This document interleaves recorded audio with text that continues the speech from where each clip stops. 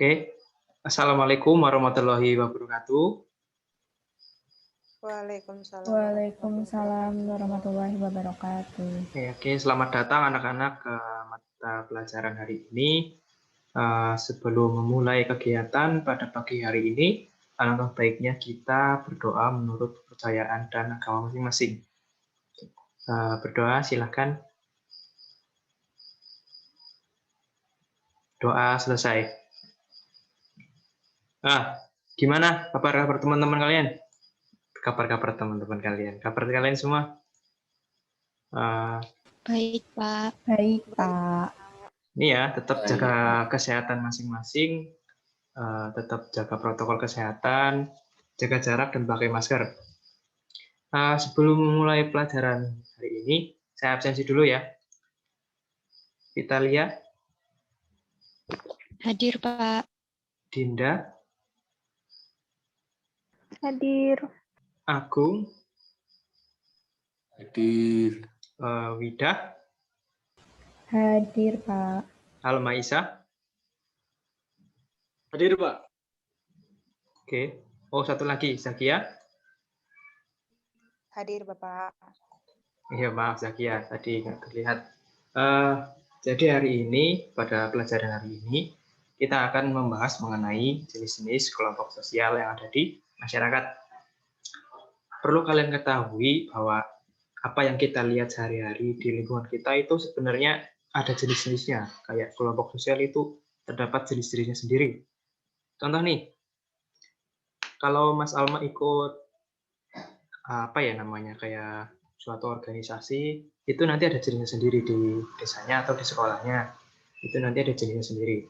Dan itu pentingnya mengetahui jenis-jenis kelompok sosial yang ada di masyarakat. Begitu teman-teman. Tak share screen dulu ya. Sudah terlihat di layar anak-anak kalian?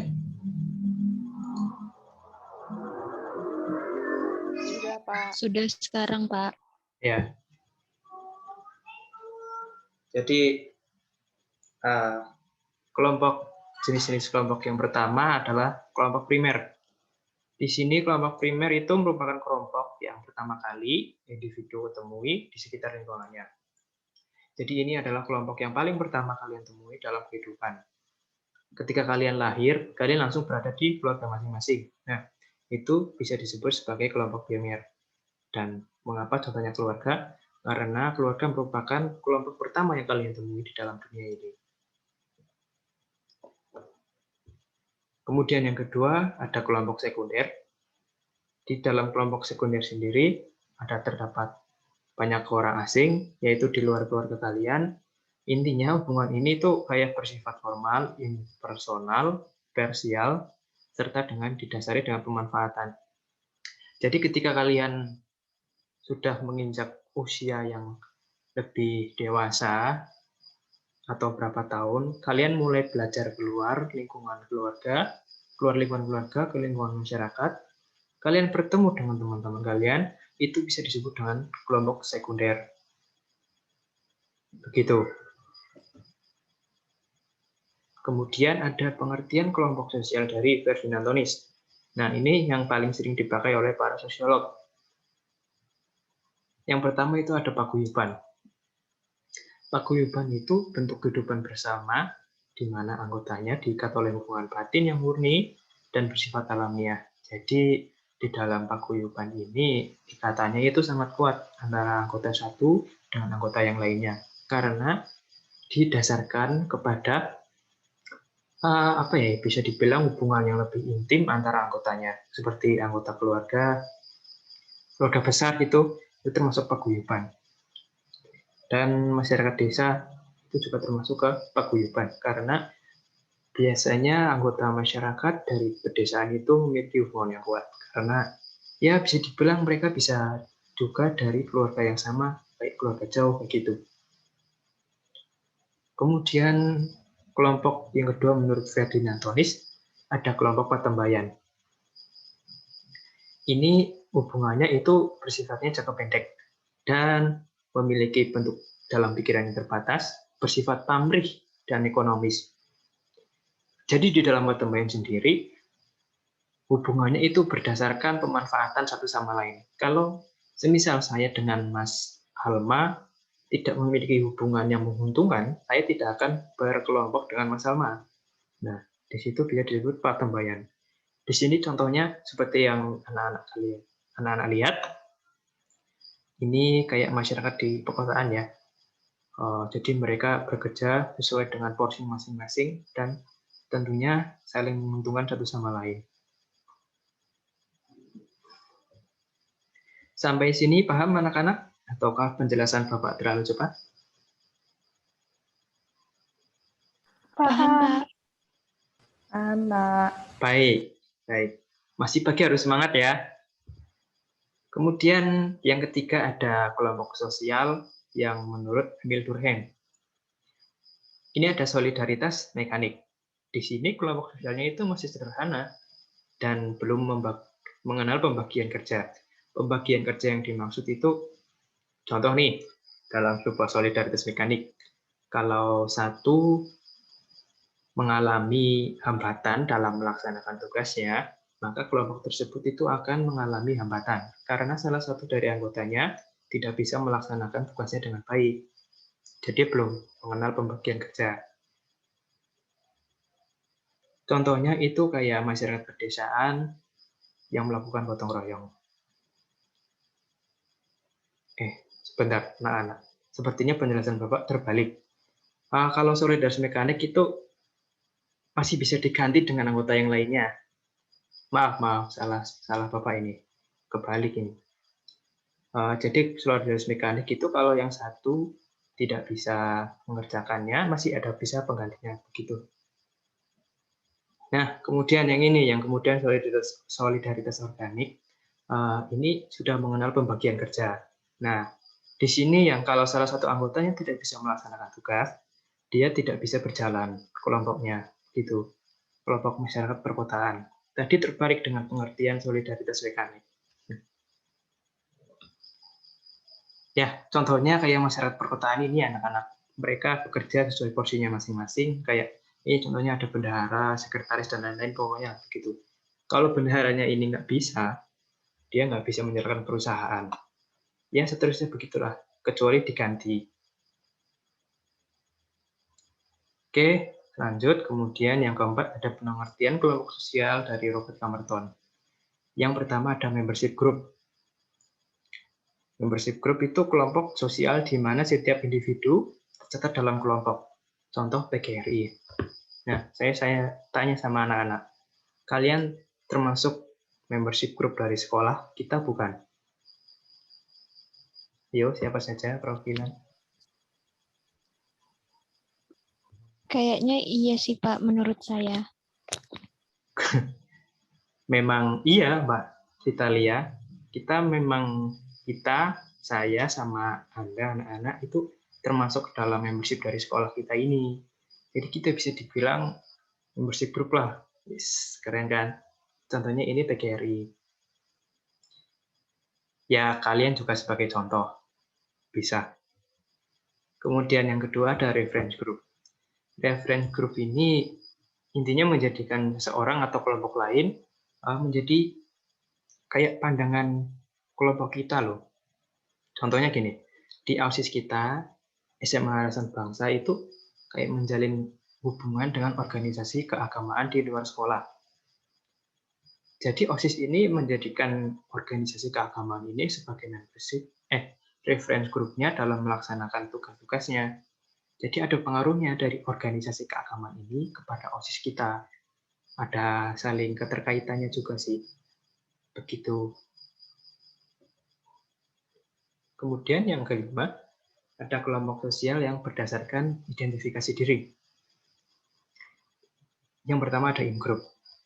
In-group itu apabila individu dalam suatu kelompok mengidentifikasi dirinya dengan kelompok sosialnya.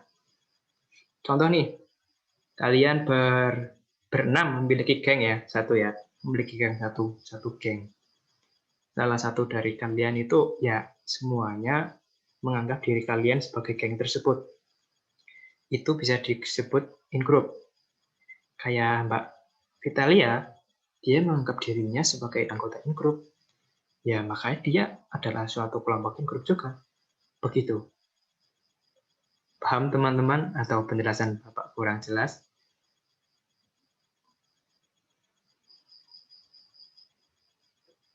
Halo anak-anak, pada kemana? Sudah paham, Pak. Oh ya, Pak. lanjut ya.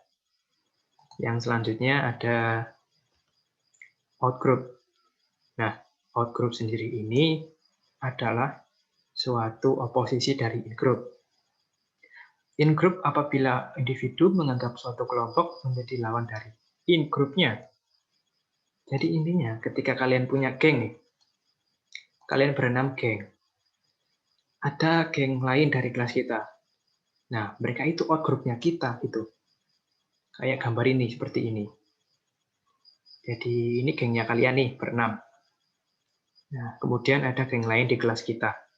Ini bisa disebut outgroupnya. Begitu teman-teman. Paham? Kita lanjut ya.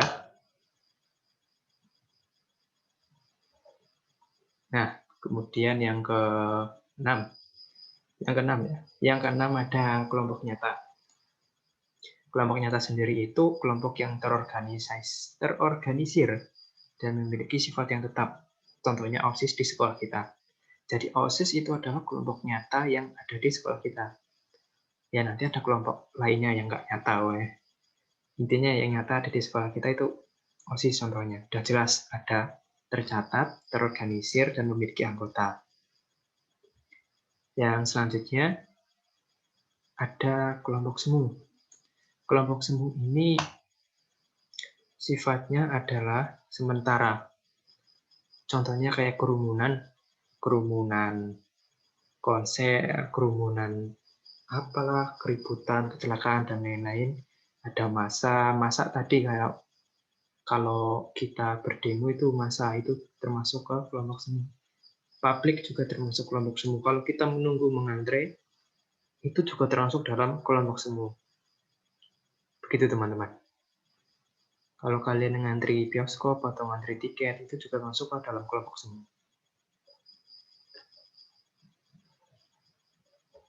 Yap, sepertinya kita sudah di penghujung. Nah, sekarang kalian masuk ke konsep board. Sebentar.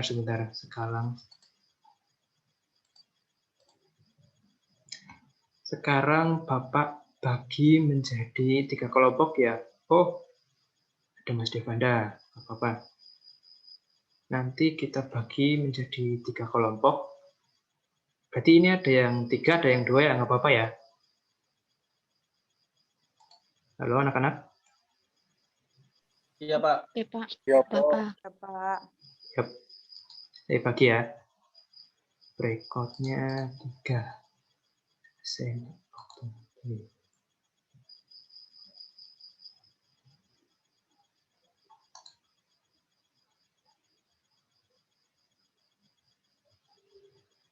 Sudah, anak-anak sudah menerima.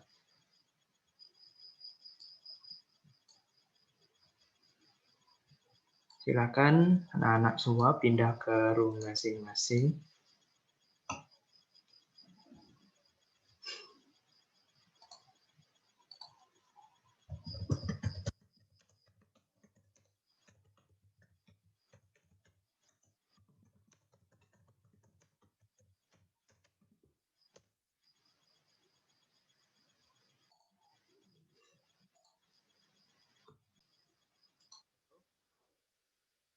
Halo kelompok 1.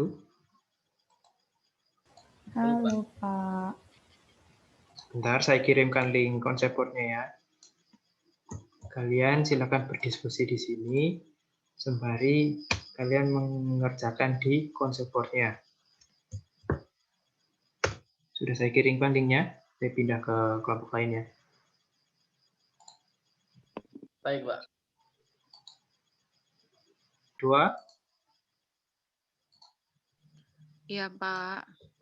saya kirimkan link-nya ya. Oke, Pak.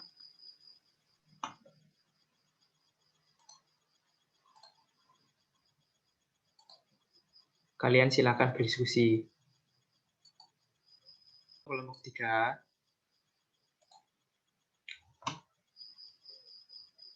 Saya kirimkan linknya ya. Halo, Pak. Kalian bisa ke konsep board-nya langsung mengerjakan. Silakan kalian berdiskusi. Berdua nggak apa-apa ya, biar romantis. Silakan kalian berdiskusi bersama-sama. Duk. Ya. Ya, bagaimana Mbak Vitalia?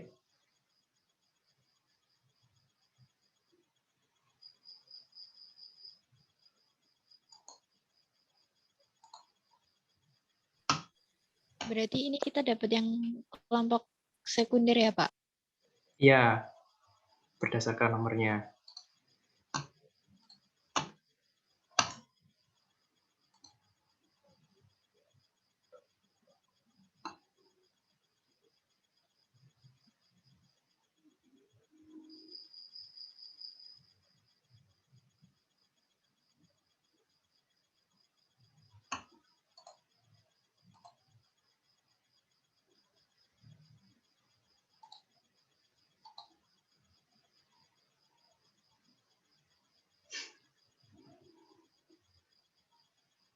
Nek dari UNY ki Bagaimana kelompok 1? ya Bapak, Sudah, ini Pak. Kami baru sudah. mau ke konsep board, Pak. Baik, Ini ya, Pak. selamat bersenang-senang.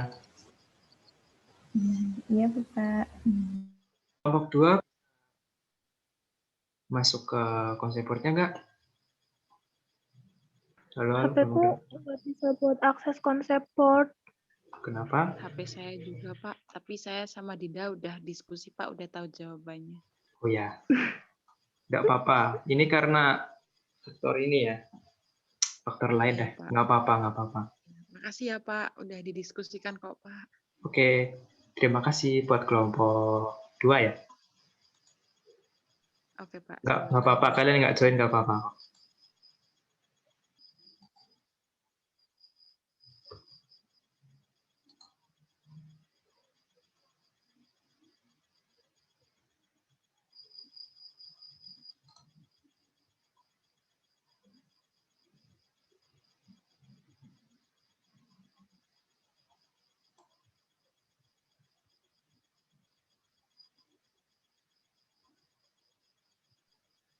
Halo, Tak. Iya, ya. Oh ya, bagaimana Mas Devanda? Berarti saya ingin memastikan lagi ya, Pak. Berarti contoh dari kerumunan semua, Pak, ya, Tak? Itu misalnya kayak kita mengantri makanan atau jajan gitu ya, Pak? Itu termasuk? Iya, itu termasuk kelompok Oh, temu. seperti itu. Setuju. Iya. Saya kira cuma antri apa gitu. Pokoknya antri itu kalian kan berkerumun Mas. Sebelum pandemi Oh kita kan iya. kalau ngantri berkerumun. Jadi itu juga Cuma kalau termasuk sekarang kelompok sosial. pandemi, antrinya tidak boleh berkerumun ya, Pak? Harus berjarak ya, Pak? Iya, harus berjarak. Tapi itu tetap termasuk ke dalam kelompok sih Mas. Tetap masuk berarti ya, Pak? Ya, karena ada suatu masa di dalamnya. Oke, Pak. Baik, terima kasih. Ya, sama-sama.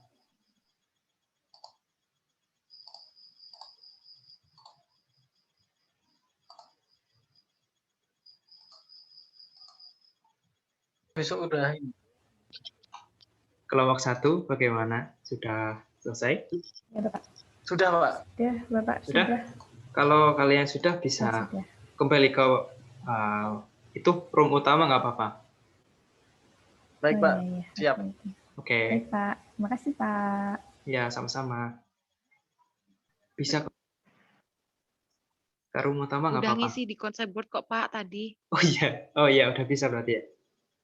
Udah bisa. Ya, silakan kembali ke room utama nggak apa-apa. Oke, terima kasih, Bapak. Ya. Ini Nah. Kalau sudah bisa kembali ke room meeting nggak apa-apa kok. Kelompok 3. Iya, Pak. Ini barusan selesai nulis di konsep board-nya. Oh ya, oh ya. Ya, nggak apa-apa. Bisa ke ini kok, kembali ke roomnya. Kembali ke room utama, nggak apa-apa.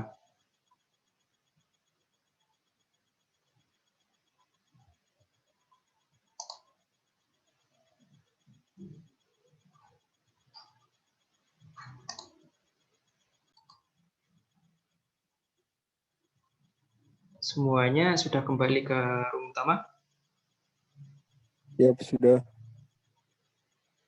Wida, ya, sudah kembali ya? Oke. Ini saya share screen nih, hasil kalian di konsep board. Sudah terlihat belum?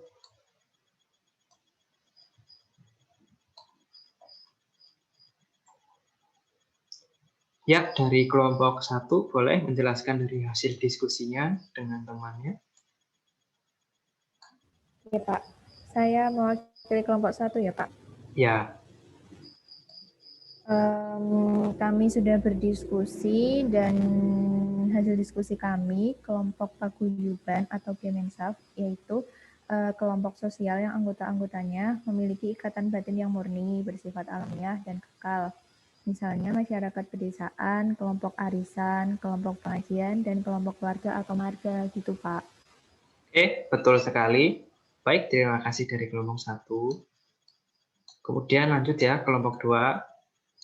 Silakan perwakilan dari kelompok 2. Saya Pak kelompok 2. Ya, Untuk pengertian dari kelompoknya itu sendiri, kelompok nyata adalah kelompok yang kehadirannya itu selalu konstan atau tetap Pak. Tapi belum tentu juga karena bisa karena kesengajaan. Nah, sekalipun mempunyai berbagai macam bentuk, macam-macam kelompok nyata itu mempunyai ciri-ciri yang sama Pak, yaitu kehadirannya yang selalu konstan. Nah, contohnya yaitu organisasi OSIS Pak. ya, seperti yang dicontohkan tadi ya. Baik, terima kasih banyak buat kelompok 2. Silakan buat kelompok 3 untuk menjelaskan hasil diskusinya. Baik, Pak. Saya, Pak, mau menjelaskan tadi hasil diskusi tadi, Pak. Ya, silakan. Dari diskusi saya tadi dengan teman saya, kelompok sosial sekunder merupakan kelompok sosial memiliki jumlah anggota yang besar, tidak mengenal, dan interaksi sosial di dalamnya tidak selalu dilakukan secara langsung. Misalnya, kelompok sosial sekunder seperti parpol, perhimpunan serikat pekerja, koperasi, PT, ataupun PGRI. Seperti itu, Pak. Baik, betul. Terima kasih buat kelompok 3.